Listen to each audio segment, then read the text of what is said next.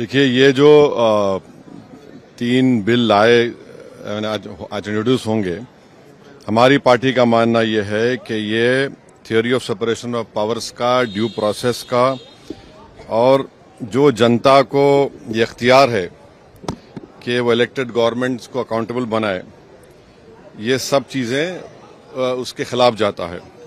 Separation of powers आप देख लीजिए कि एग्जीक्यूटिव एजेंसीज को फ्री रन मिल जाएगा कि वो खुद जज, ज्यूरी और एग्जीक्यूशनर हो जाएंगे, और मुख्यमंत्री को हटाना है तो असेंबली में हटाते हैं।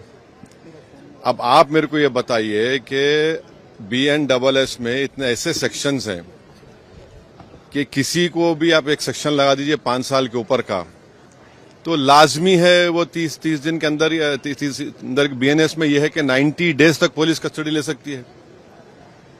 तो ये मेरे ख्याल से ये 1930 का गेस्टापो मूवमेंट हम भारत में देख रहे हैं कि जिस तरह वहां जर्मनी, उस वक्त के जर्मनी में गेस्टापो को बनाकर एक पुलिस स्टेट बना दिया गया।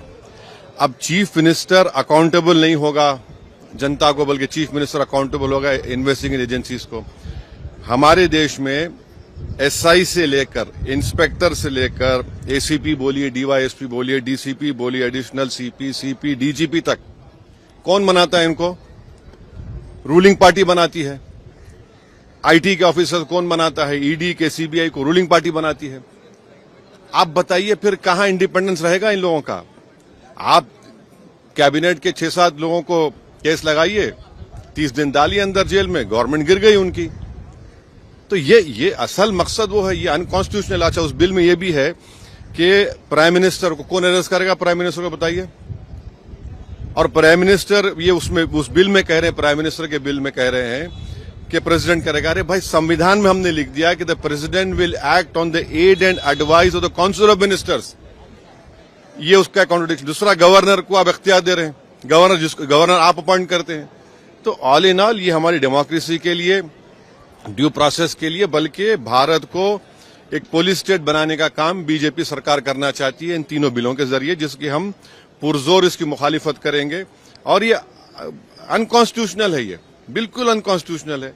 आप हर चीज आपके हाथ में, सेंट्रलाइज आप अपने हाथ में कर रहे हैं, माने आप पिक एंड चूज करेंगे। और बीजेपी ये भूल रही है कि कब तक सत्ता में रहेंगे आप, कभी ना कभी तो निकलेंगे ना। तो पावर इटर्नल तो थोड़ी है कि ये आपके खिलाफ भी इस्तेमाल होगा।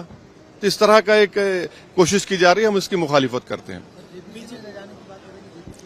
अब वो तो है उसमें, मगर हम तो देखिए अब क्या होता है अंदर। अभी बीजेपी ये कह रही है कि जिस तरह से पॉलिटिक्स जो एक तरह से डर्टी हो रहा था उसको साफ, तो उसमें ये कह दीजिए ना कि अगर किसी पर आरोप लगेगा तो वो रूलिंग पार्टी ज्वाइन नहीं करेगा, सेंट्रल गवर्नमेंट को। आपके पास ज्वाइन कर लो, आप आराम से बैठो। भाई, पुलिस कैसा तय करेगी? जनता तय करेगी ना, जनता तय करेगी। जनता मुझे क्यों इलेक्ट करती है कि मैं 5 साल के लिए जाऊं? और अगर मैं अकाउंटेबल हो जाऊंगा, एजेंसीज को अकाउंटेबल नहीं होगा जनता को, तो किसका नुकसान होगा इसमें? अच्छा, कहां है इंडिपेंडेंस, कहां है पुलिस का? एक सेक्शन लगा दीजिए, सेडेशन नहीं है, मगर एक सेक्शन है BNSS में 30 दिन छोड़िए, 30 महीने में बेल नहीं होगी। ये चीज चक्कर है, गवर्नमेंट गिर जाएगी, कई गवर्नमेंट गिर जाएंगे।